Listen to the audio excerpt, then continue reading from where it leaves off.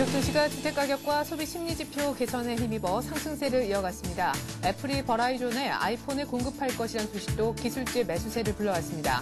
다우는 0.1% 올라 1년 반 만에 1,900선을 넘겼습니다.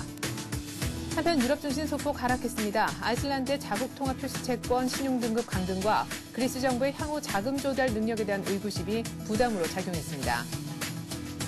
유가는 소폭 상승하며 배럴당 82달러 선을 지켰습니다. 경제지표 개선이 후재로 작용했지만 달러와 반등이 상승폭을 제약했습니다. 5월 인도분 WTI는 배럴당 20센트 올랐습니다.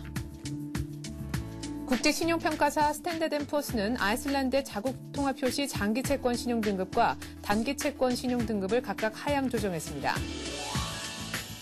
컨퍼런스 보드의 3월 소비자 신뢰지수가 예상보다 더 큰 폭으로 올라 52.5를 기록했습니다. 고용시장에 대한 소비자들의 평가가 상향 조정된 점이 지수 상승을 이끌었습니다. 미국의 주요 20대 대도시의 주택가격도 예상과 달리 전월비 0.3% 올랐습니다. 이로써 미국의 집값은 전월 대비 증가세가 8개월 연속 이어졌습니다.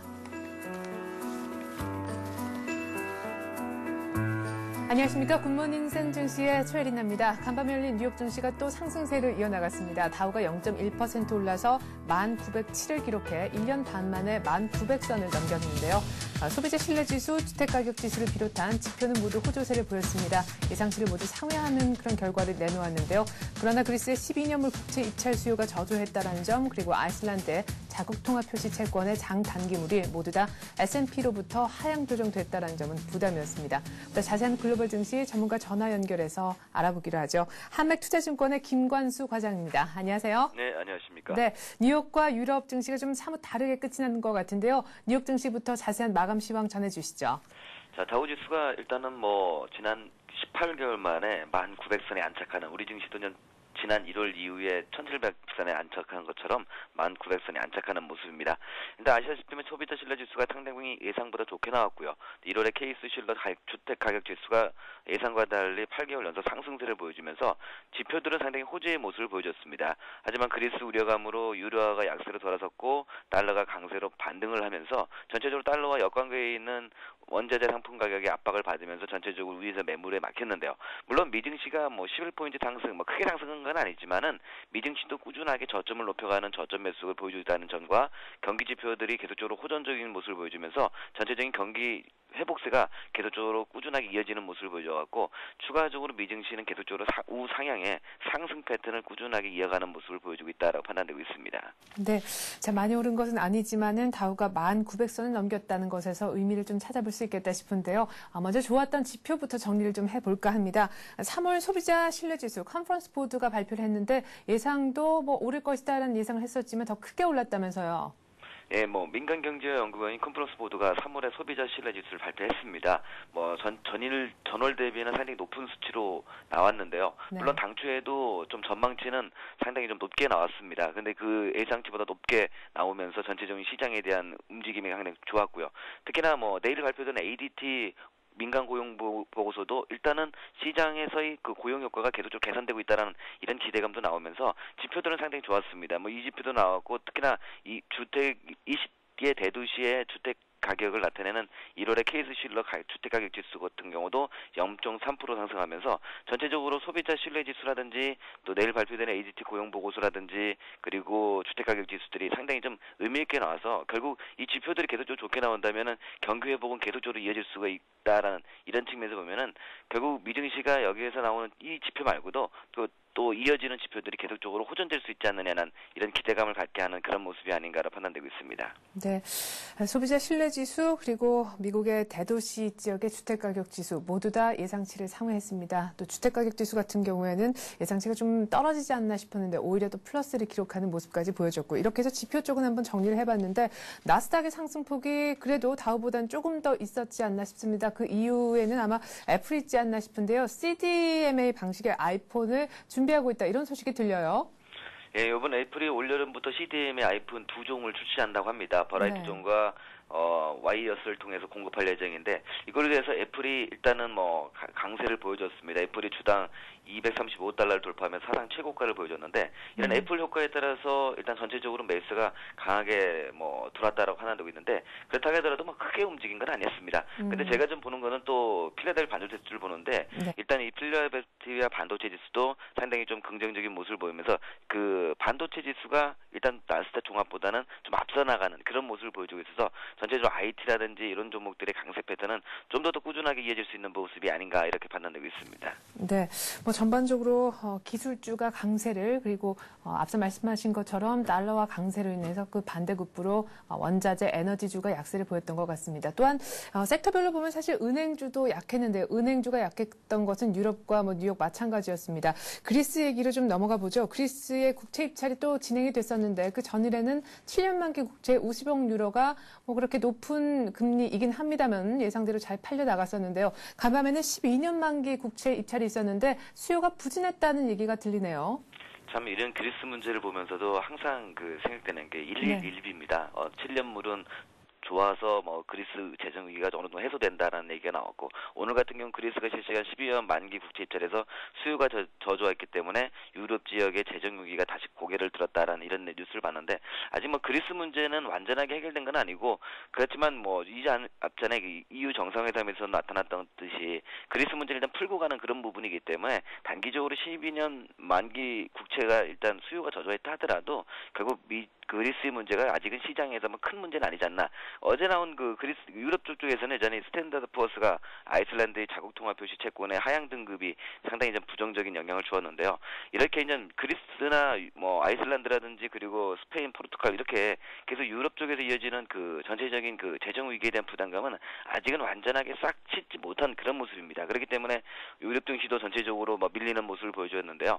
그 미증시라든지 뭐 유럽 증시나 우리가 보는 것은 일단 이런 재료들도 상당히 중요하긴 하겠지만은 기조적으로의 상승 패턴이냐 하락 기준이냐를 보는 것이 중요하겠고요. 일단 이런 것들이 뭐 나온 것 그리스나 문제라든지 아니면 아이슬란드의 자국 통화 표시 채권들이 사양 조정되는 부분들은 분명히 악재지만은 이 악재 속에서도 일단은 뭐 이것이 뭐 계속적으로 시장을 억누르는 악재는 아니기 때문에 크게 여기서 뭐 유럽 증시가 밀렸기 때문에 우리 증시에도 큰 영향을 받을 것이다. 이것은 좀 아니지 않나라고 판단되고 있습니다.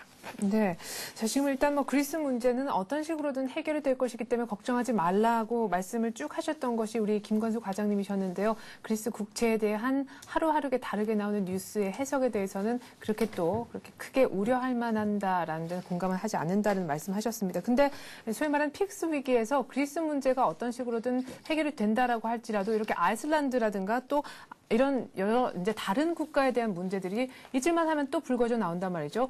이렇게 이제 유럽 재정 위기를 꼭 그리스 문제만이 아니라 유로존에 있는 다른 국가들까지 좀 확산시켜 봤을 때 역시나 걱정의 그 고삐를 늦출 수는 없지 않나 하는 생각도 드는데요.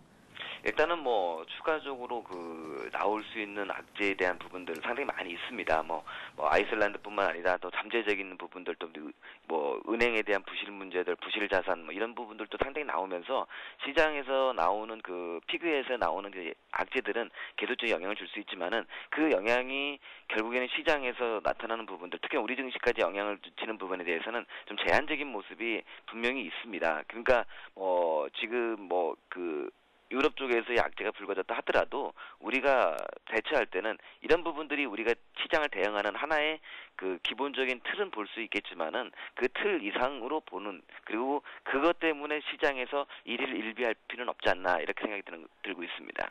예, 그렇군요. 또 뭐 IMF가 독일의 성장률 전망치를 올해 그리고 내년도 모두 다 하향 조정했다고 하고 영국도 재정 적자 우려가 또 계속해서 불거져 있어서요. 유로존에 있는 우리가 생각하는 정말 탄탄한 나라들도 믿을 수만은 없다 하는 생각이 드는데 꼭 그것이 이제 투자 패턴까지 큰 영향을 줄 것까지는 없겠다라는 얘기셨습니다. 자, 그렇다면 유럽이 좋게 끝나진 않았을 것 같은데 그래도 크게 떨어지진 또 않았던 것 같아요. 영국 같은 경우는 38% 하락하면서 마이너스 0.67% 하락을 했고요. 네. 그리고 프랑스 같은 경우는 3,987 마이너스 13포인트 정도 하락을 했고 독일 같은 경우는 마이너스 14, 142포인트로 한 0.2에서 0.5 사이의 하락률을 보여줬는데요. 일단은 뭐 미증시나 프랑스나 독일 증시를 보면은 뭐 주가의 패턴이 단기적으로 흔들린다 하더라도 독일 같은 경우도 이 앞전 1월 고점을 돌파해준 모습이고요. 프랑스 같은 경우는 1월 고점대에서 뭐 흔들리고는 있지만은 영국 같은 경우도 1월의 고점대를 완전히 돌파를 해준 모습이거든요. 그러니까 단기적으로 급등해서 고점을 돌파한 이후에 매물 소화 과정이기 때문에, 그리고 이것은 단기적으로 급등했기 때문에 이어지는 매물이다라고 본다면은 아직 유럽 증시도 단기적인 흔들림은 있겠지만 기조 자체적으로는 유럽 증시 패턴을 보면 여전히 고점 돌파한 이후에 매물 소화 과정이다라고 판단되고 있기 때문에 크게 두려워할 필요 없지 않나라고 판단되고 있습니다. 네. 자, 뭐 그리스에 대한 12년 만기 국채 입찰이 좀 부진했다라는 부분, 그리고 아이슬란드의 신용 등급이 좀 하향 조정됐다는 부분에도 불구하고 유럽 증시도 크게는 밀리지 않는 모습, 오히려 자연스러운 매물 소화 과정이 있다는 얘기셨습니다. 한편 유가는 또 소폭 상승을 했는데요. 달러 반등 때문이기도 하겠죠. 달러와 같이, 그리고 상품 시장 얘기도 좀 해주시죠.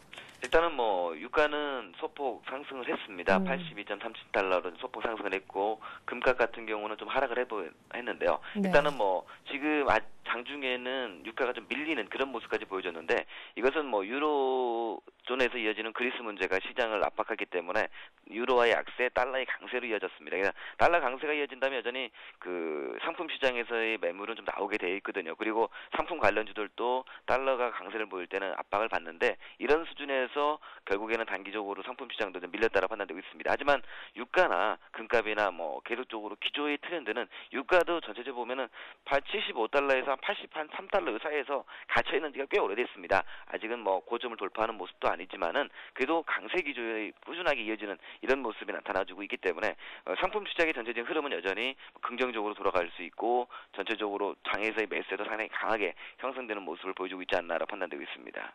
네. 자, 이제 오늘 밤에 나올 일정들을 또 챙겨보고 싶은데요. 오늘 앞서서 나왔었던 지표들 중에서 미국의 3월 소비자 신뢰 지수가 반등한 것은 고용시장에 대한 기대감이 컸던 것으로 보여집니다. 이런 가운데 이번 주 금요일 뉴욕 증시 자체는 휴장하지만 이제 실업률 발표를 기다리고 있는데요. 오늘 밤부터 계속해서 고용 지표가 나올 예정이라면서요. 예, 계속 이제 뭐 고용 지표는 나오게 되어 있습니다. 오늘 같은 경우는 ADP 고용 보고서가 발표되고 있고요. 그 내일 같은 경우는 가장 중요한 ISM 제조업 지수도 발표됩니다. 그리고 금요일 같은 경우는 휴장이지만은 미증시에서는 3월에 고용 조항이 이제 발표되는데, 일단은 뭐 고용 쪽에서는 이제까지 고용 시장이 안 좋았기 때문에 전체적으로 경기가 반등해도 뭐 고용 없는 성장이다. 그러니까 성장은 하지만 고용은 너무 진짜 안 좋다. 이런 얘기가 나왔는데, 이런 고용 지표들도 조금씩 호전의 모습을 보여주고 있기 때문에 좀 의미가 있지 않나라고 판단되고 있고요.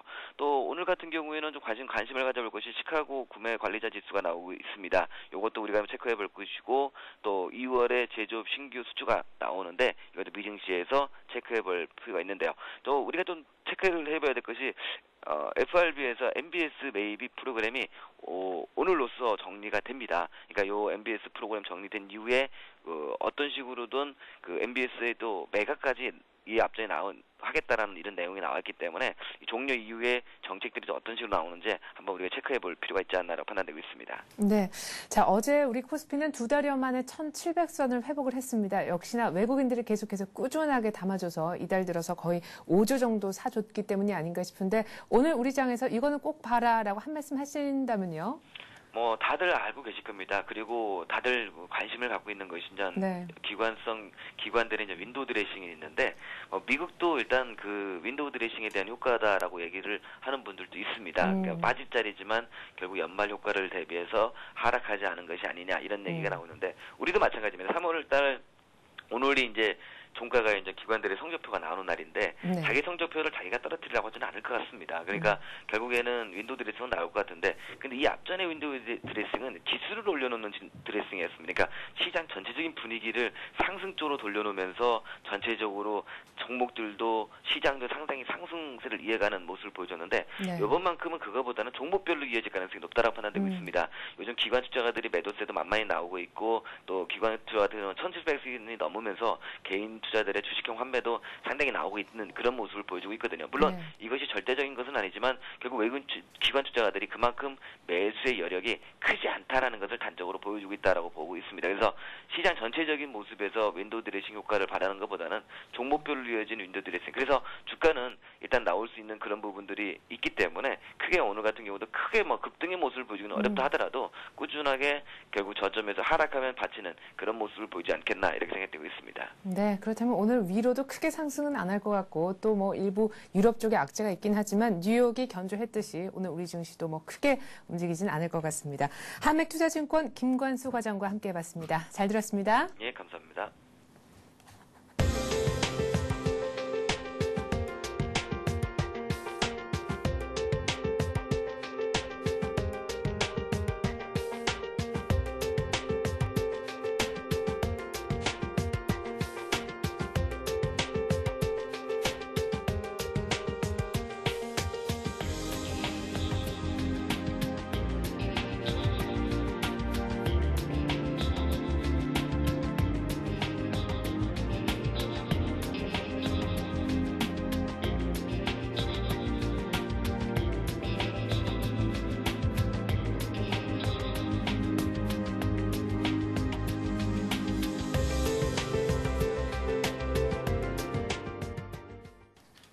네, 이 같은 글로벌 증시 바탕으로 해서 오늘의 투자 전략 세워보는 시간 갖겠습니다. 신한금융투자 신당지점의 김희엽 대리 나와 있습니다. 안녕하세요. 네, 안녕하십니까. 네, 자, 어제 기다리던 1700선 시초가부터 저희가 볼 수가 있었고 종가 기준으로도 딱 1700에 끝이 났습니다. 거의 2달여 만에 1700선을 회복한 것이라고 하는데 막판에 뭐 뒷심도 좋았고 말이죠. 뉴욕 증시도 일단은 다우가 1900선을 돌파를 했습니다. 아이슬란드 악재도 악재로도 볼 수 있었던 부분이었고 그리스 문제도 있었음에도 불구하고 다우가 견조했다라는 거. 글쎄 우리 증시에 어떤 영향을 줄까요? 오늘 우리 증시 변수부터 좀 챙겨주시죠. 예. 어제 기업 경기 실사지수 발표가 있었는데요. 제조업 체감 경기가 석 달 연속 최고 기록을 경신을 했습니다. 그 기업 경기 실사지수, BSI 지수라고 하는데요. 이 지수가 100을 넘으면 경기가 좋다고 보는 기업이 그렇지 않다고 보는 기업보다 많다는 뜻입니다. 이 BSI가 지난 3월 99를 기록하면서 기준치인 100에 근접하는 모습을 보였습니다. 5개월 연속 상승인데요. 일반적으로 BSI는 경기 상황을 보여주는 동행지수 순환변동치와 비슷한 움직임을 가져갑니다. 네. 다시 말하면 현재 경기가 계속해서 개선되고 있다고 볼 수 있습니다. 특히 대기업 BSI는 108로 전월 대비 11포인트 급등을 했고 중소기업 BSI도 92에서 94로 높아졌습니다. 수출기업 BSI가 108, 내수기업 BSI가 91을 기록해서 계속해서 호전되는 모습을 보였습니다. 결국 국내 경제는 수출을 위주로 하는 대기업 중에서 대기업 중심의 편향된 회복세를 보이고 있다는 얘기인데요. 수출 대기업의 경기 회복이 내수 부분까지 확장될 수 있을지는 좀 더 지켜봐야 할 것 같습니다. 네. 자, 그런가 하면 피델리티에서요, 외국인 기관 투자가들도 한국을 참 매력적으로 보는 것 같습니다. 아시아 시장 중에서도 한국이 참 매력적이다. 이런 얘기를 했더라고요. 예, 어제 피델리티 인터내셔널에 따르면은 미국, 유럽, 아시아 지역의 109개 기관 투자가를 대상으로 조사한 결과 응답자의 30%는 앞으로 1년 동안 한국에 대한 자산 비중을 늘릴 것이라고 답변했다고 합니다. 이는 다른 아시아 선진 시장인 대만의 23%, 호주 19%, 일본 12%보다 높은 수준으로 한국 증시가 아시아 선진 시장 중에서 가장 선호되는 것으로 조사가 됐습니다. 대다수 기관 투자가들은 한국 경제의 회복세가 견조한 펀더멘탈을 바탕으로 이루어졌으며 이런 추세는 지속될 것으로 예상을 하고 있습니다. 이처럼 현재 우리 시장은 대외적으로 그리고 BSI 지수에서 상승해서 보듯이 기업들 체급적으로도 호전되는 것으로 나타나고 있으며 이 같은 상황이 시장의 상상으로 나타나고 있는 것 같습니다. 네. 자, 앞서서 이제 3월 제조업 체감 경기가 석 달 연속 최고치를 기록을 했다라고 말씀하셨고, 피델리티에서도 아시아 증시 내에서도 한국이 참 매력적인 시장이다라는 얘기를 들려주셨는데, 그렇다면은 결국 우리 시장의 변수를 제가 여쭤봤는데 이런 답을 주신다면은, 수출주가 유망할 것이다. 지금 제조업 경기가 지금 호조세를 보이고 있는데, 특별히 수출 위주로 하는 기업들의 편향됐다 이런 얘기를 하셨으니까 수출주가 좀 유망하다라는 얘기로도 들리고요. 또 하나는 피델리티 쪽에서 한국 시장을 굉장히 매력적으로 외국인들 측면에서 본다라는 얘기는 외국인들이 계속해서 더 사줄 것이다. 이런 얘기로 들리는데 조금 정리를 해 주실까요? 예, 어제 시장 말씀을 드린 거냐? 이제 우리 시장에 외국인들이 계속 매수가 들어오는 이유가 네. 지금 BSI 지수의 체감 경기가 좋아지고 있고 선행 지수들이 움직이고 있고 그리고 외국인 기관 투자자들이 한국을 좋게 본다 그렇게 볼 수가 있습니다. 예. 그리고 오늘 같은 경우를 말씀을 드리면은 오늘이 3월의 마지막 날입니다. 오늘 주목해야 할 부분 중 하나가 기관의 움직임인데요. 네.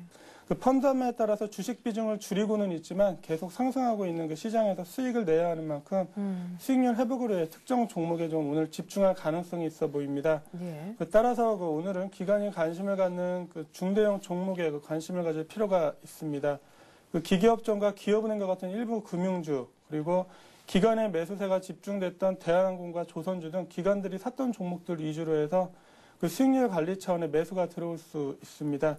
하지만 오늘 이후부터는 윈도우 드레싱 기대감이 없어지기 때문에 기관들 종목은 단기관점으로 보셔야 할 것 같습니다. 향후에도 기관들은 지속적인 환매 압력에 시달릴 가능성이 높기 때문에 향후에도 시장의 방향은 매수 여력이 충분한 외국인들이 방향을 잡게 될 것으로 보입니다. 그렇다면은 단기라고 하셨지만 오늘 3월 마지막 이 거래일을 맞아서 기관의 윈도우 드레싱을 염두에 두고 그야말로 초단기 전략을 펼쳐야 되지 않나 싶기도 한데요.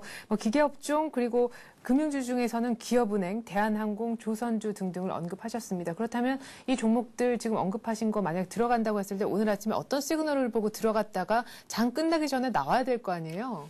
이 기관들 윈도우 드레싱 그 전에 상황을 보면은 거래가 많은 종목들보다는 제가 조선주라든가 대한항공 이런 거 위주로 말씀을 드렸는데 네. 거래가 좀 적은 종목들 중에서 동시호가나 특히 지금처럼 기관들이 현금 여력이 부족한 상황에서는 동시호가나 막판 마지막 순간을 이용한 좀 갑작스러운 주가 변동을 일으킬 가능성이 많습니다. 네. 근데 그런 종목들이 그렇게 많지는 않을 테고요. 장중에 한두 종목이나 아니면 눈에 띄는 것 중에서는 소수 종목 중에서 좀 나타날 가능성은 있습니다. 하지만 그거를 결과적으로는 나타나겠지만은 아침 시가를 보고 들어가서 하루 종일 꾸준히 상승하는 게 아니라 막판에 한번 스포트를 올릴 가능성이 높기 때문에 처음부터 따라 들어가서 하긴 좀 어려운 것 같습니다. 그러면 결과적으로 어렵겠네요. 예, 아무래도 그런 개인분들이 하루 기관들 보고 따라 들어가서 수익을 내시기에는 현실적으로 좀 어려울 것 같습니다. 오히려 기관들 들어왔던 종목들 같은 경우에는 매도 기회로 좀 잘 활용을 하셔야 될 것 같습니다. 그렇군요. 예, 정말 좋은 얘기셨습니다. 여기저기서 기관의 윈도우 드레싱이 오늘 있을 거니까 지수로들 얘기를 많이 하죠. 결국은 좀 받치고 많이 빠지지 않을 것이다. 악재가 있어도. 그런데 결국 종목으로 봤을 때는 잡기가 쉽지 않을 것이라서 장 막판 동시호가에서 갑자기 움직이고 말 것이라서요. 오히려 매도 기회를 좀 잘 삼아 보라는 얘기를 들어봤습니다. 자, 그렇다면 결국 오늘을 제외하고는 다시금 4월 이제 원래 페이스로 돌아갔을 때는 결국 외국인 매수를 보면서 뭔가 기준점을 좀 삼아야 되겠다 싶은데 어제 아주 특징적인 업종의 움직임이 있었습니다. IT 자동차도 IT 자동차지만 무엇보다 은행주가 어제 반짝하지 않았습니까? 전반적으로 다 올랐어요. 예, 맞습니다. 어제 시장에서 눈에 띄는 업종이 조선주와 은행주였습니다. 네. 어제 그동안의 상승에 따른 피로감으로 IT와 자동차 업종이 주춤한 사이에 조선주와 은행주의 상승이 눈에 띄는 모습을 보였습니다. 은행주는 좀 이따가 말씀을 드리고요. 예. 먼저 어제 조선주의 경우 대우조선해양이 그리스에서 초대형 유조선 2척을 수주했다고 알려지면서 조선 경기가 바닥이 아니냐는 인식이 퍼지면서 주가가 상승을 이끌었습니다. 네. 다만 경기가 회복되고 있다고는 하지만 물동량은 아직 예전만 못한 수준이고 2000년 이후 잔뜩 늘어나 있는 건조 능력은 현재 세계 조선사 생산 능력의 약 20-30%가 과잉이라는 추정이 나오고 있는 실정입니다. 네. 특히 중국 같은 경우 조선업체들에 대하여 선박 금융대출 지원 등 여러 면에서 지원을 하고 있고 또한 자국 해운사들이 자국 조선업체에서만 선박 발주를 몰아주고 있기 때문에 국내 조선사가 쉽지 않은 상황입니다. 네. 다만 과잉 설비 부분이 벌크선과 컨테이너선 등에 집중돼 있기 때문에 고부가 선정과 해양 플랜트 등의 수주가 가능한 국내 조선사들이 비교적 중국 업체들에 비해서 우위에 있다고 볼 수 있겠습니다. 예. 자, 그러면은 결국에는 중국하고 치킨 게임도 지금 예상이 돼 있는 것이 조선 섹터인데 최근 들어서 해운주가 많이 오르면서 조선주도 덩달아 좀 좋아진다 이런 얘기도 있지만 그래도 예전만 못하다 조선주 믿고 들어가기까지는 조금 그런 거 아니냐. 굳이 얘기를 한다면 현대중공업 정도다 이런 의견도 있는데 그러면 전반적으로 조선주를 지금 좋게 보신다라는 말씀이신가요? 저는 이제 그렇지는 않습니다. 저 같은 경우는 최근 조선주들 상승했던 매수의 주체가 기관이라는 점에 주목을 해야 될 것 같습니다. 조선주 상승은 기관들의 윈도우 드레싱이었다고도 좀 볼 수도 있을 것 같습니다. 네. 조선주들 같은 경우 그 경기가 바닥일 경우에 상승은 가능하지만 좀 오늘 이후에 기관과 외국인 좀 매수 움직임을 봐야 될 것 같습니다. 오늘 이후에도 들어온다 그러면은 좀 새롭게 볼 수 있을 것 같고 네. 오늘 이후에 주춤한 모습을 보인다면은 그냥 기관의 윈도우 드레싱, 기관이 최근에 그 조선주들을 끌어올린 것들이 기관이기 때문에 네. 윈도우 드레싱이었을 가능성도 배제할 수 없는 상황입니다. 예. 자, 그리고 어제 이제 반짝했었던 은행주에 대한 얘기를 잠시 후에 하겠다 이렇게 미뤄두셨는데 어제 뭐 예대금리 차가 15개월 내 최고치, 그러니까 결국 그 얘기는 실적이 좋아진다, 은행 입장에서 그 얘기 아니었습니까? 예, 그래서 맞습니다. 올랐죠? 예, 지금 은행들이 호재가 상당히 많은 상황입니다.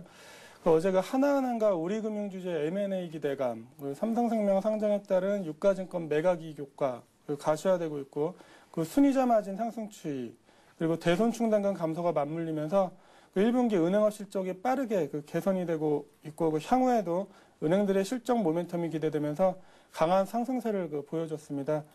그 현재 은행업 투자의 리스크로 지속적으로 나오고 있는 것이 부동산 PF, 그 부실화 리스크인데요. 네.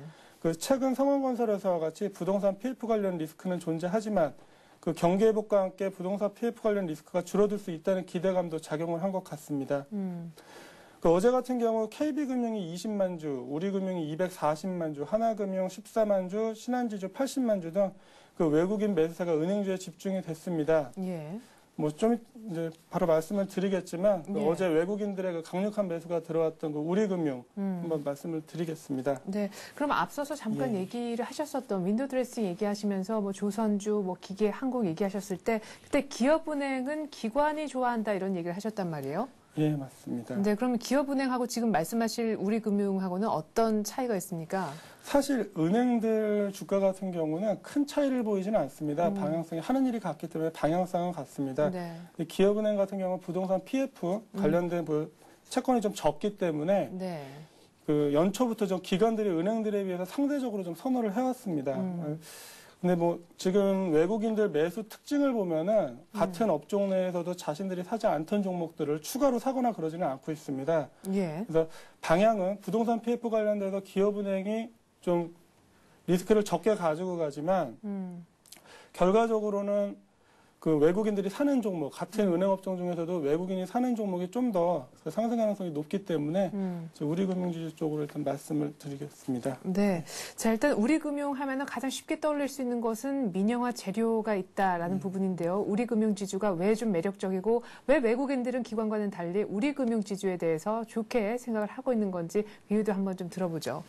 예, 그 1분기 연결 순이익은 전분기 대비 한 252% 증가한 5,521억 원으로 현재 전망이 됩니다. 네. 그 1분기 순이익 증가가 예상되는 이유를 보면은 전분기 금호 관련 충당금 적립으로 일회성 그 충당금 적립 요인이 좀 감소하였고요. 네. 그 건전성이 개선되면서 대손 비용이 감소할 것으로 보입니다.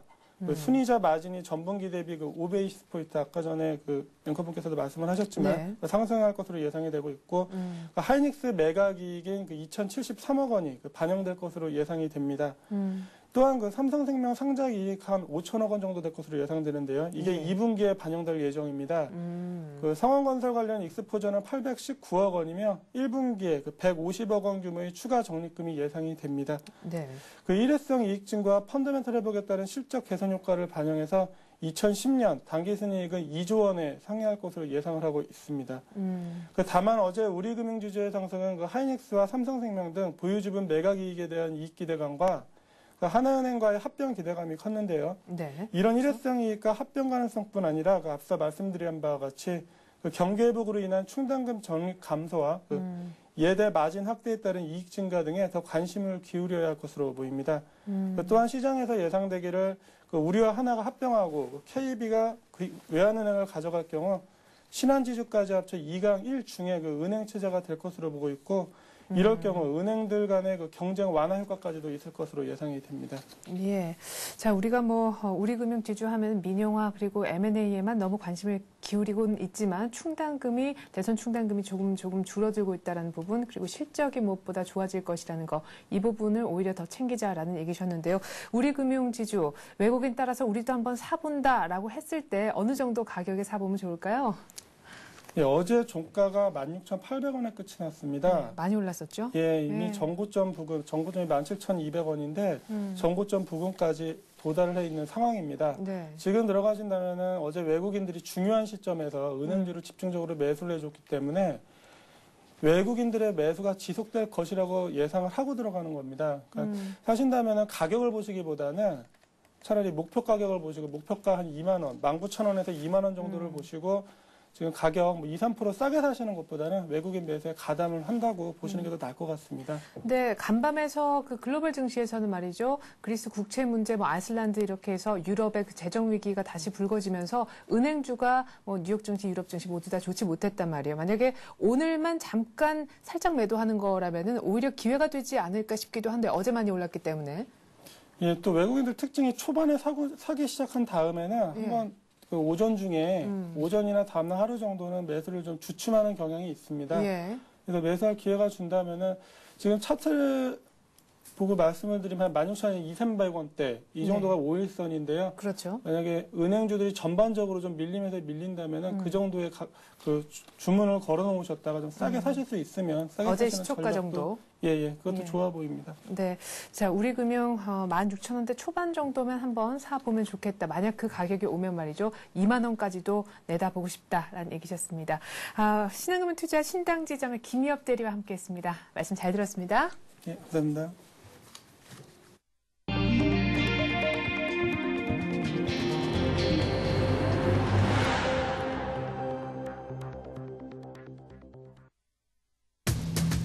외국인들이 천안함 리스크에도 불구하고 우리 주식을 거침없이 사들였습니다. 이에 따라 이달 중 외국인 순매수 규모는 이미 5조를 넘어서 사상 최고치를 기록했던 지난해 7월 수치에 근접하고 있는데요. 외국인들의 바이코리아 행진, 그 이유와 전망까지 알아보겠습니다. 국산 자동차 부품의 해외 수출이 올 들어 급증하고 있습니다. 지난해 상승했던 환율로 가격 경쟁력이 높아진 데다가 한국산 부품의 품질까지 우수하다는 점을 인정받으면서 글로벌 완성차 브랜드들의 러브콜이 잇따르고 있습니다. 삼성전자가 지난해 10월 말 출시했었죠. 스마트폰 옴니아2의 국내 판매량이 60만 대를 넘어섰습니다. 무엇보다 사용의 편의성이 극대화됐다는 평가를 받고 있는데요. 기업들이 구축한 각종 애플리케이션과의 연동이 쉬워서 B2B 시장에서 각광을 받고 있다고 합니다. 한편 2012년이면 스마트폰이 미국에서 기존 휴대폰 시장을 압도할 수 있다 이런 전망도 나왔는데요. 파이낸셜 타임스는 미국에서 아이폰이라든가 블랙베리, 모토로라 등 스마트폰의 판매가 내년 말까지는 일반 휴대폰을 능가할 것이라는 보도를 했습니다. 웰빙과 건강관리에 대한 관심은 우리 국민들의 시테크에서도 그대로 드러났습니다. 20세 이상 국민들의 생활시간 활용 중에 5년 전보다 가장 많이 늘어난 부분은 다름 아닌 개인 유지였는데요. 통계청의 발표 내용도 정리해보겠습니다. 저는 이 같은 내용 바탕으로 해서 이슈는요. 서울경제신문 이혜진 기자와 함께합니다. 이 기자 안녕하세요. 네, 안녕하세요. 네, 어제 천안함 악재가 있었는데도 우리 코스피가 1,700을 넘었습니다. 외국인들이 현물을 13거래일째 계속해서 사주고 있는데요. 외국인들의 매수세, 정말 천안함 악재에도 흔들림이 없었습니다. 이달 들어서 총 5조를 이미 넘게 사고 있는데 외국인들의 바이코리아, 그 이유가 어디에 있다라고 보시는지요? 네, 한국거래소에 따르면 외국인 투자자들은 이달 한 달 동안만 5조 원이 넘는 주식을 순매수했습니다. 올 들어 외국인 순매수 가운데 90%가 3월에 집중된 것입니다. 특히 외국인들은 이달 들어서 지난 11일 단 하루만 빼고 사자 랠리를 펼쳐오고 있습니다. 이 같은 바이코리아 행진에 힘입어서 코스피 지수도 한 달 사이에 100포인트가량 상승해 어제 드디어 1700.19포인트를 기록했는데요. 네. 코스피 지수가 1700선 고지를 올라선 것은 지난 1월 21일 이후 처음입니다. 네. 특히 최근 일어난 천안함 악재로 한반도의 지정학적 리스크가 커졌음에도 불구하고 한미 정보의 대북 관련성이 떨어진다 이런 분석이 나오면서 외국인들 매수세가 꺾이지 않고 있습니다. 예. 가장 많이 우려했던 것이 이제 지정학적 리스크가 불거져서 외국인들이 떠나면 어떡하나라는 부분이었는데 계속해서 우리 증시에 러브콜을 보내고 있다는 사실 때문에 1,700까지도 올라올 수가 있었죠. 사실 1,600포인트 정도에서 머뭇했었는데 외국인들의 힘으로 100포인트 끌어올렸다 이렇게 봐도 정말 과언이 아닐 것 같습니다. 정확히 외국인들이 왜 우리 한국을 이렇게 좋아하는 건지 또 어떤 종목을 가장 좋아하고 있는지 그것도 좀 함께 분석해 주시죠. 네. 외국인들의 강력한 바이코리아 배경으로는 저금리 기조에 따른 달러 캐리 트레이드의 지속, 그리고 국내 증시의 낮은 밸류에이션, 그리고 기업들의 실적 개선 전망 등이 주된 요인으로 꼽을 수 있습니다. 네. 미국이 당분간 금리를 올리지 않을 것이라는 심리가 확산되면서 달러 캐리 트레이드 자금이 이머징 마켓으로 다시 속속 유입되고 있고 한국도 그 수혜를 보고 있는 국가 중에 하나입니다. 우리나라뿐만 아니라 인도나 대만 증시에서도 외국인들의 주식 사재기 현상이 지속되고 있는 게 그 이유이자 근거인데요.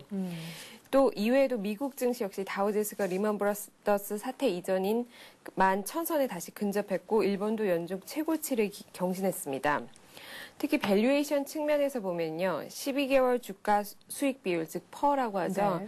예, 그게 우리나라 증시는 9.4배로 중국의 13배, 인도의 16.9배, 그리고 브라질의 14배 등 이런 다른 이머징 국가에 비해서 현저히 낮은 수준입니다.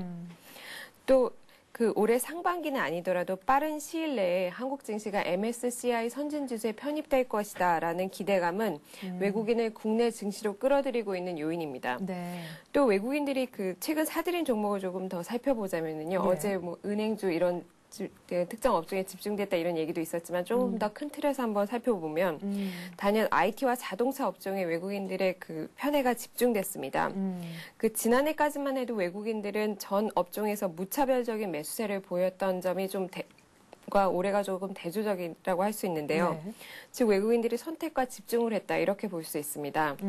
지난해에는 경기가 바닥을 치고 회복하는 장세였기 때문에 외국인들이 한국 시장을 전반적으로 마켓을 샀다 이렇게 할 수 있다면 올해는 실적 전망이 높은 업종에만 선택적으로 선별적으로 매수하고 있습니다. 외국인들이 중점적으로 매수한 업종은 전기전자, 운수장비, 화학 등인데요. 종목으로 보면 삼성전자, 현대차, LG전자, 하이닉스, SK에너지, 현대모비스 등입니다. 네. 반면 전기, 가스, 증권, 건설, 철강, 금속, 기계 등은 외국인들로부터 아직까지는 좀 외면을 당하고 있는 상황입니다. 네, 글로벌 증시 전체로 봤을 때 풍부한 유동성을 바탕으로 외국인들이 많은 돈을 들고 우리 지금 한국 증시를 비롯한 이머징 마켓 쪽으로 좀 눈을 돌리고 있는 상황이고 지금 12개월 포워드 퍼로 봤을 때도 9.5배도 채 안 되는 굉장히 낮은 밸류에이션도 매력적일 것이다 얘기를 하셨는데요. 그렇다면 외국인들의 매수세가 앞으로도 지속이 될 것인가 이 부분이 궁금한데 말씀하셨듯이 지금과 같이 IT 자동차에 국한해서만 러브콜을 보낼 것이냐 이 부분도 궁금하네요. 예, 출구 전략이 늦어지면서 외국인들의 매수세는 앞으로 좀 당분간 지속될 것으로 보입니다. 예. 특히 국내 기업들의 1, 4분기 실적이 예상치를 웃돌 것으로 보이면서 다음 달 실적 윤곽이 나올 때까지는 활발한 순매수세가 이어질 것이다라는 게 전문가들의 일반적인 전망입니다. 네. 업종이나 종목으로 보면 단연 실적이 돋보일 것으로 보이는 IT나 자동차와 같은 특정 종목에 대한 선호 현상이 좀 두드러질 것으로 예상되는데요. 네. 특히 환율이 워낙 강세로 돌아서기 전까지는 내수주보다는 수출주가 더 크게 관심을 받는 반면에 산업재 등과 같이 그동안 소외됐던 종목은 여전히 좀 눈밖에 있을 가능성이 높은 것으로 분석됩니다. 네, 자, 적어도 우리 1분기 실적이 가시화되는 이제 다음 달이라고 해야겠네요. 이제 내일부터 4월이니까요. 4월 중순 이전까지는 외국인들의 편애에 좀 약간 그런 색깔이 담겨져 있는 업종별 중심으로 해서 매수세는 지속될 것이다. 이런 전망이셨습니다.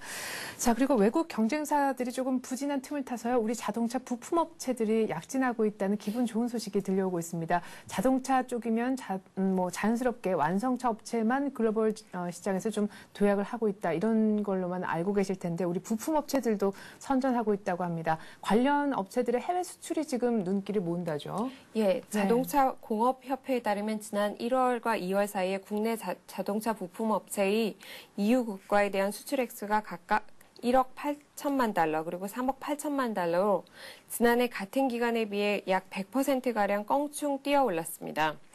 대미 부품 수출액도 1월에 2억 8천만 달러, 2월에 5억 5천만 달러로 전년보다 200% 넘게 늘었습니다. 네. 1, 2월이 비수기인데요. 그럼에도 불구하고 역대 최고치입니다. 또 자동차 업계는 올해 자동차 부품 수출 전망액을 128억 달러로 지난해보다 9.4% 늘어날 것으로 예상하고 있습니다. 예. 지난해에 이어 올해도 한국 자동차 부품 업계의 글로벌 전성시대가 이어지고 있다 이렇게 말할 수 있는데요. 그 이유는 지난해 글로벌 자동차 업체들이 원가 절감 때문에 비교적 저렴한 한국 부품 업체들과 거래를 트기 시작했는데 네. 한국산 부품의 우수성을 써보니까 인정을 하고 거래를 더 확대하기 시작했다라는 게 업계 관계자들의 설명입니다. 네. 한국산 부품은 마그나와 덴소와 같은 해외 유력 부품 업체들보다 평균적으로 20%, 많게는 30%가량 그 가격이 저렴하다고 합니다. 그러니까 다시 말해서 경쟁력이 아무래도 가격 경쟁력 측면에서 싸고 해서 처음엔 써봤는데 써봤더니 품질까지 좋네 이렇게 해서 이제 계속해서 우리 국산 자동차 부품의 수출이 늘고 있는 거다 이런 말씀이신데요. 앞으로 전망도 꽤 밝겠군요. 예, 도요타 리콜 파문으로 인해서 자동차 부품 품질 문제가 이슈로 떠오르면서 한국산 부품이 대안으로 떠올랐다 이런 평가입니다. 네. 이에 따라서 일본 업체들의 한국행도 붐을 이룰 것으로 보이는데요. 닛산은 오는 6월, 미쓰비시와 스즈키는 9월, 토요타가 11월에 한국 자동차 부품 업체들과 상담회를 추진하고 있습니다. 또 까다롭기로 유명한 유럽 럭셔리 자동차 브랜드들도 적극적인 모습을 보이고 있습니다. 현지 판매법인에 아예 한국산 부품 구매 전담팀을 두기도 했는데요. 예. 메르세데스 벤츠는 지난해 하반기부터 국내 판매법인 내에 한국산 부품의 독일 본사 공급 업무를 전담하는 팀을 신설하고 6명의 인력이 한국 부품 업체들과 직접 접촉하고 있습니다. 또 폭스바겐도 4명의 전담 요원을 두고 있고요. BMW 역시 한국산 부품을 조달하는 유사한 조직을 갖고 있습니다. 이 BMW 구매팀은 하이브리드카와 연료 전지차에 장착할 배터리 공급을 위해서 삼성 SDI와도 긴급 협의 중이라고 알려졌습니다. 그러나 여기서 그쳐서는 안 된다 이런 지적도 많은데요. 예. 국산 부품업체들의 위상이 더 강화되기 위해서는 핵심 부품 납품이 관건이다라는 얘기입니다. 지금은 주로 범용 부품을 납품하고 있는데요. 범용 부품이 아닌 핵심 부품을 납품할 수 있도록 기술 수준을 제고해야 한다. 이런 지적이 많습니다. 이외에도 안정적인 부품 공급을 위해서는 부품 공급 업체의 대형화 그리고 공급 능력의 확충 등이 선결돼야 하는 과제다라는 게 전문가들의 의견입니다. 그 누구도 쉽게 만들 수 없는 그런 범용 부품이 아닌 핵심 부품을 우리가 좀 잘 만들었으면 좋겠네요. 부품업계 대형화도 또한 기대를 해보겠습니다. 자, 우리 주변에서 스마트폰 쓰시는 분들이 한 분, 두 분 늘어나는 것 아마 여러분들도 마찬가지로 보실 수가 있을 것 같습니다. 지금 행안부에서도요 스마트폰을 활용한 행정 서비스를 오는 여름 한 8월 말 정도부터 시행한다고 하고 또 EBS 측에서는 이 스마트폰을 활용해서 수능 강의를 또 내보낼 생각을 하고 있습니다. 이런 가운데 단말기죠. 삼성전자의 옴니아2의 국내 판매량도 크게 늘고 있다고 합니다. 어느 정도 지금 늘고 있나요? 예, 삼성전자가 지난해 10월 말 출시한 스마트폰인 옴니아2의 국내 판매량이 60만 대를 넘어섰다고 합니다. 네. 옴니아2는 지난해 12월 중순 판매량이 10만 대를 넘어선 데 이어서 올해 1월에는 30만 대, 2월 중순에는 50만 대 이상의 누적 판매량을 기록했습니다. 옴니아2는 3.7인치 능동형 유기 발광 다이오드, 즉 아몰레드 디스플레이와 DBX, 지상파 DMB 등의 기능이 탑재되어 있는데요. 예. 삼성전자는 기업에 대량으로 공급하는 방식인 B2B 방식을 통해서 판매를 늘려왔습니다. 앞으로도 금융권 을 비롯해 공공기관, 대학 등 B2B 시장에서 판매를 늘려간다는 계획입니다. 한편 아이폰은 지난해 11월 출시된 이후 50만 대 개통을 눈앞에 두고 있습니다. 그래서 이 아이폰과 옴니아2가 국내 스마트폰 분야에서 양대 산맥을 이루고 있다 이렇게 볼 수 있습니다. 네, 옴니아2가 아이폰의 대항마로 떠오르고 있다 이런 느낌인데요. 아이폰이든 혹은 우리의 옴니아2든 간에 이 스마트폰 열풍 우리나라 얘기만은 아닐 것 같습니다. 다른 나라의 분위기가 궁금한데요. 예, 스마트폰이 내후년이면 미국에서 기존 휴대전화 시장을 압도할 것이다 이런 분석이 나왔습니다. 예. 유력 시장 조사 기관인 닐슨의 분석인데요. 미국의 스마트폰 판매는 향후 18개월간 꾸준하게 증가하면서 내년 가을께에는 전체 휴대전화 판매량의 절반에 육박할 것이다라고 예상됐습니다. 산제이자 모토로라 휴대전화 사업부 최고 경영자는 모든 휴대전화는 결국 스마트폰으로 바뀔 것이다. 이런 예언을 내놓기도 했습니다. 네.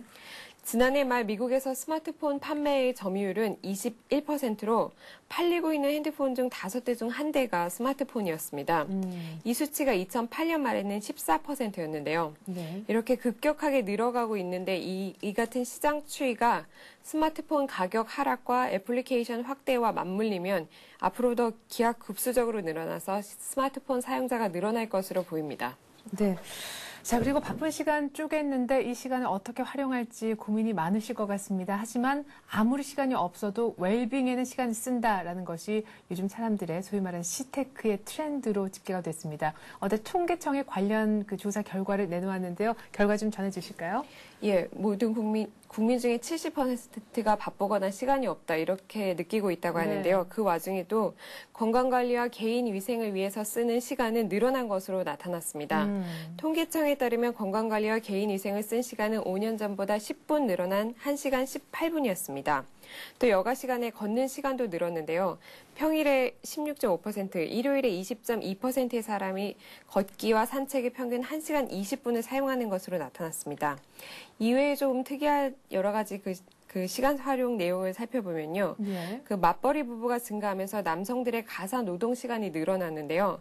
네. 성인 남자의 경우에는 평일에 60%, 일요일에는 68%가 가사 노동에 참여하고 있고 시간으로 보면 평일에는 1시간 7분, 일요일에는 1시간 36분, 즉 1시간 남짓한 시간을 쓰고 있었습니다. 예. 그러나 여전히 여성들의 가사 노동 부담이 여전히 큰 것으로 나타났는데요. 미취학 아동이 있는 전업주부의 경우에는 평일에 8시간, 취업주부에는 4시간 넘게 가사 노동에 매달리고 있는 것으로 나타났습니다. 네, 이렇게 해서 오늘 이슈는요. 설경제신문 경제부의 이혜진 기자와 함께했습니다. 이 기자 수고 많았습니다. 감사합니다.